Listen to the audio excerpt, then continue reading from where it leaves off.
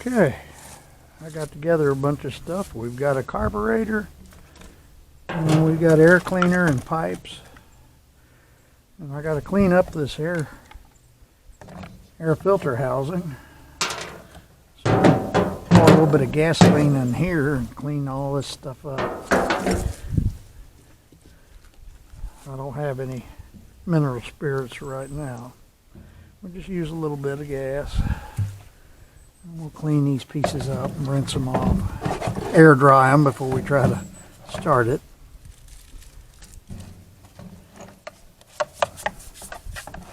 They're plenty dirty.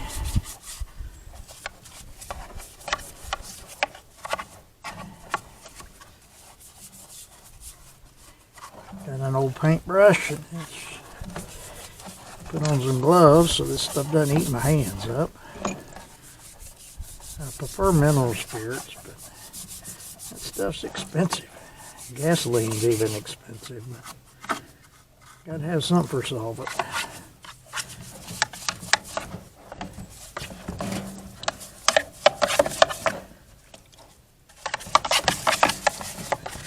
I remember we had a parts washer at work at the old Goodyear I worked at, and it was called a System 1, I think it was. And you put about 30 gallons of mineral spirits in it if you could afford it.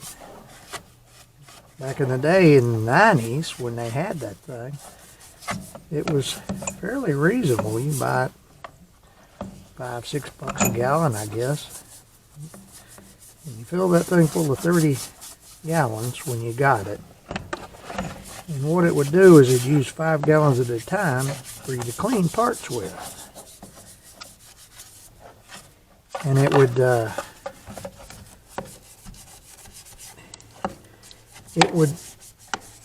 use that until it got dirty. And then when it's time to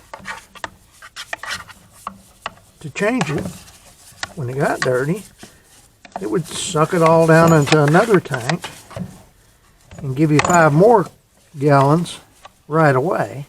It was clean.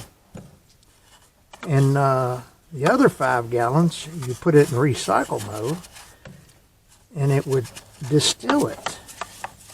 It would vacuum, put it into a tank and pull a vacuum on it, which lowered the boiling point to a safe area where you could heat it. And then it would distill it, pull all the gook and grime out, which you drained off the bottom. After it was done recycling, you could drain it, and then you would have fresh clean. And after about a year goes by, you might use 4 or 5 gallons during the process. It gets wasted, but most of it, you just reused it. It saves so much money.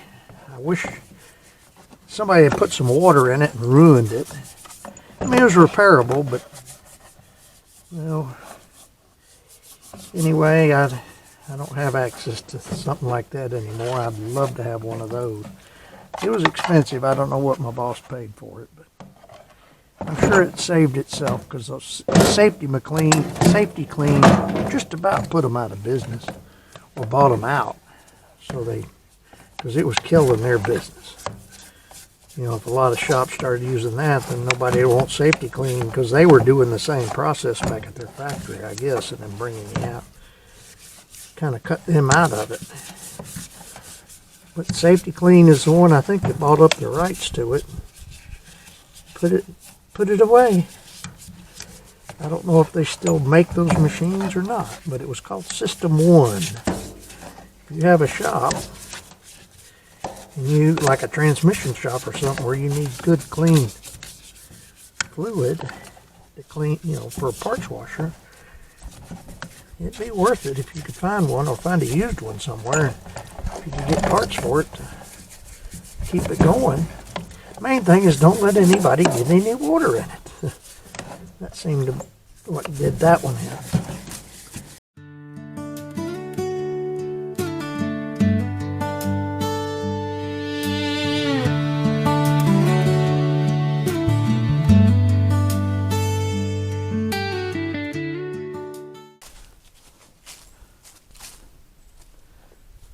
Yeah.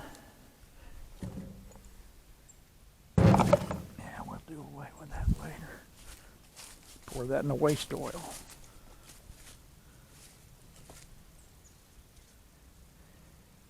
Alright.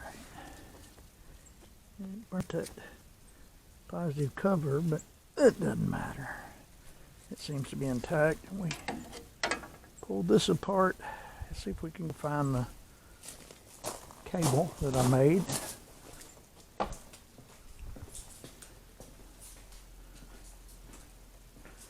Let's see, where did we put that? Yeah, it's right here on the floor. Alright, now we got some screws right here. So we put the cable together, used heat shrink and solder, and kept the old connection, soldered it all together. I reused the old connection off of the other cable and then heat shrinked and soldered that together. And then I got to splice this end. Since we couldn't get it off of there, I'll put a butt connector with some heat shrink in it and then heat that up. So we'll put this on first. On this end it should go like this. And this should plug up since that's the original plug.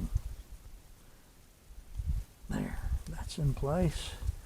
Put this on like so. I had a new one of these ends. Let's see. Hopefully that nut fits okay. And I gotta go get a 7/16 wrench. Pretty sure it's a 1/4 20. I don't know, it could be metric. Who knows? Nowadays you just never know what you're getting into. I don't feel good on there. Yeah, that's it.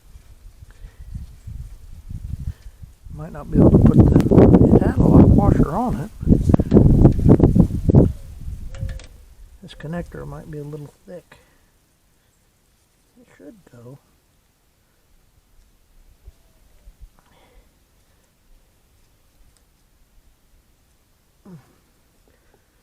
Let me go get the wrench.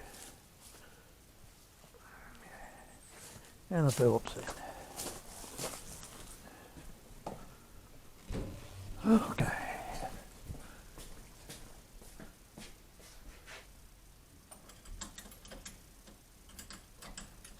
That should be a 7/16. Nope, that's 3/8. I can't see with that light reflecting in my eyes. That's 7/16. Okay.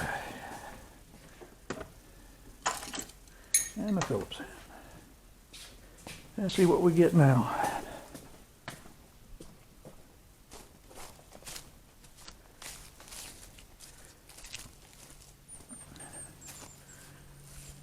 Alright, let's see if we can tighten this up.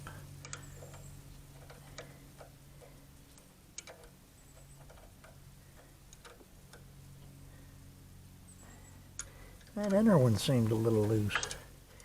We'll back off on that and tighten it up first. I don't like that. Don't want to lose that nut, but you see if this tightens up a little bit. It did just a little. I don't want to leave that loose.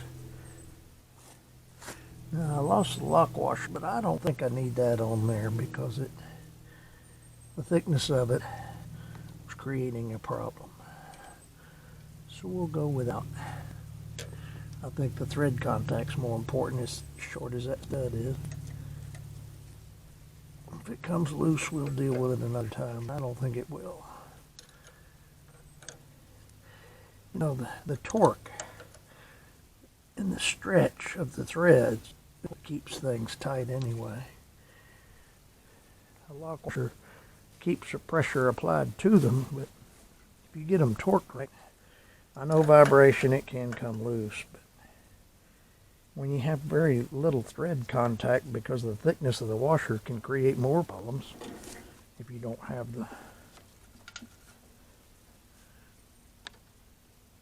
the correct length of thread or amount of thread to make it work.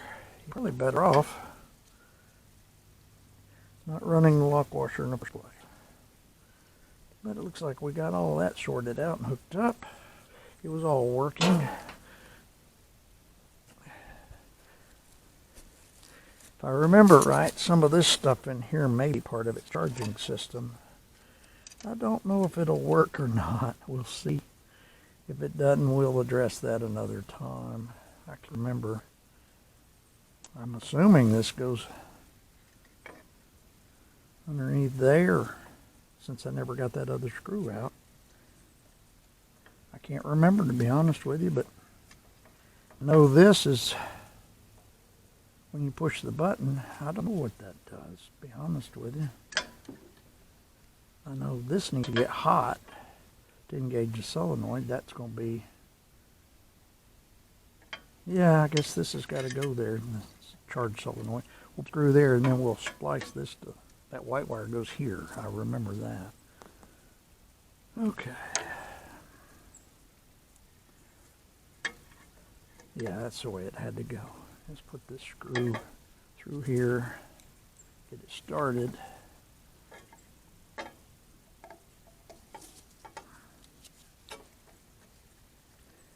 And I know that eyelet fits because that's what came off of it. We just opened up and recrimped it onto the new wire.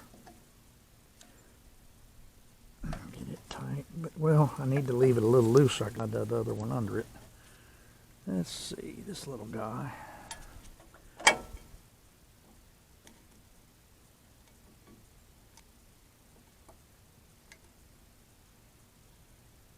right. Yeah, that had to go into there for the charge.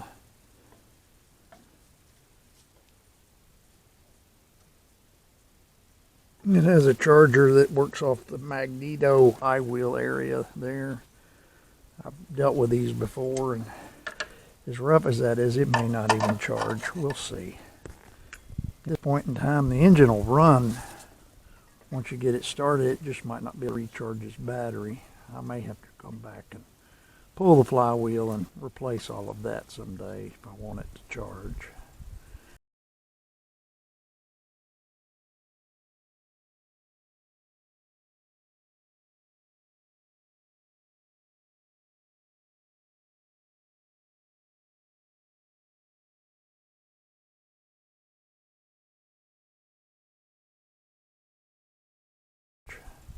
In fact, I know guys that run 2 coils to give it a little bit better charge than what the one from factory.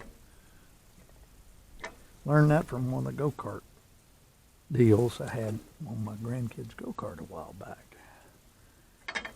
I put 2 coils on it to make it charge better.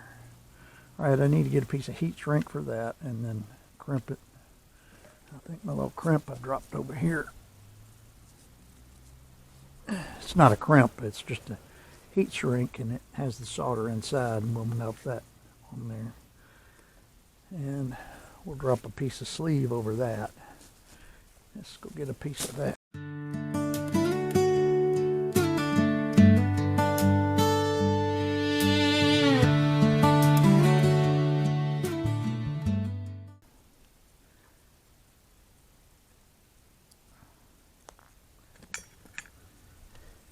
Go back over this, and then we'll slide this over this. See if we can go inside that one. It'd be nice. I don't know if it will. We may just be able to just go without. Yeah, we'll just do that. Make more sense. Strip this back and shove it in there.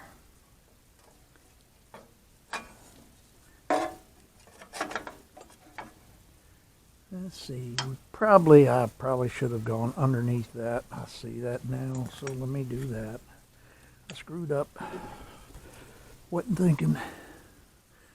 Alright, let's take this back off.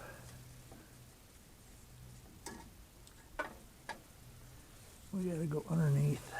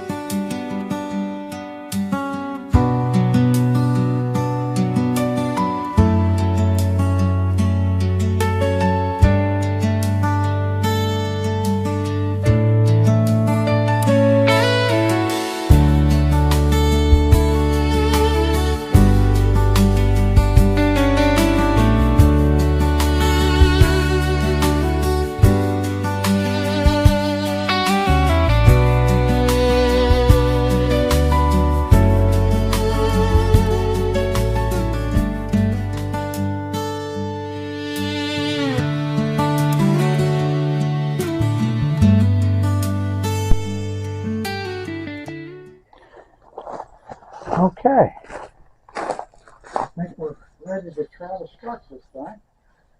So, let's give it a whirl. You know, that gas tank might be able to flip it around the other way. I don't know. I hope it'll clear that air cleaner. It'll clear that seat being like that. I don't know. We'll see. Just see what happens.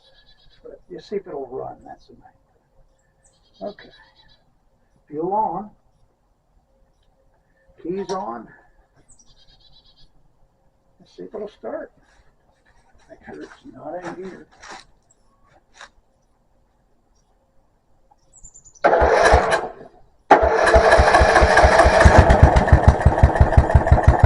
at there. Yeah.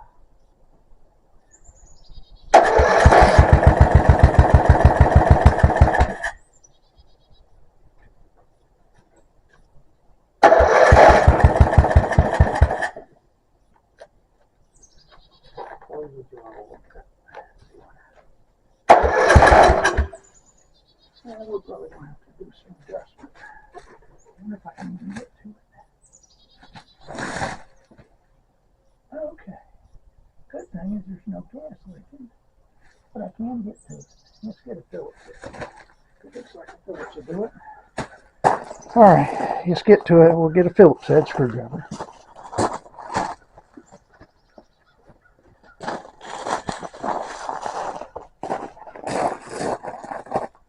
I do have some remote microphones, but I don't have them right now. I haven't been able to find them. I'm still unpacking so forth.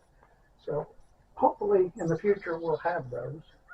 They're not very good quality, but hopefully it'll help. Well, you can hear me. Let's see if we can get this adjusted up a little bit.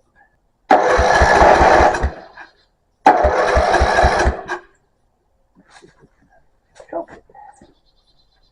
If I can.